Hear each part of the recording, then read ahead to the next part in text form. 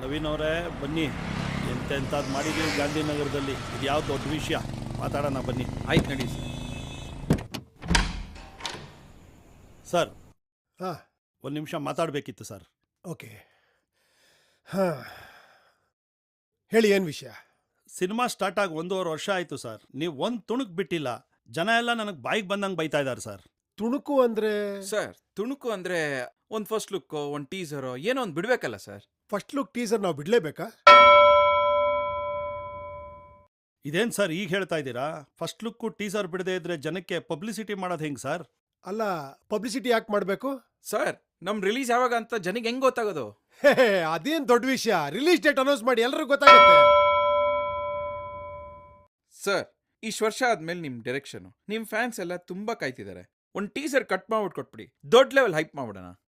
Hype ಮಾಡೋದಾ ಆಗೋದಾ? ಅಲ್ಲಲ್ಲ, ಗೊತ್ತಾಯ್ತು. ಅದೇ ಇಷ್ಟು ಮಿಲಿಯನ್ ವ್ಯೂಸು, ಅಷ್ಟು ಮಿಲಿಯನ್ ಲೈಕ್ಸು, ಅದೇ ತಾನೇ ಹೈಪು. ಹಂಗಲ್ಲ ಸರ್, ನಮ್ಮ ಸಿನಿಮಾ ಯಾವ ರೇಂಜಲ್ಲಿ ಬಂದಿದೆ ಅಂತ ಇಂಟ್ರೆಸ್ಟಿಂಗ್ ಆಗಿ 1 ನಿಮಿಷ ಕಟ್ ಮಾಡಿ ತೋರಿಸಿ ಸರ್. ಅಷ್ಟೇ ನಾವು ಕೇಳ್ತಾ ಇರೋದು. ಶ್ರೀಕಾಂತ್, 1 ನಿಮಿಷದಲ್ಲಿ ನಮ್ಮ ಫಿಲಮ್ ಯಾವ ರೇಂಜ್ಗಿದೆ ಅಂತ ತೋರ್ಸಂಗಿದ್ದಿದ್ರಿ 2 ಅವರ್ ನಾನು ಯಾಕೆ ಸಿನಿಮಾ ಮಾಡಬೇಕಾಗಿತ್ತು?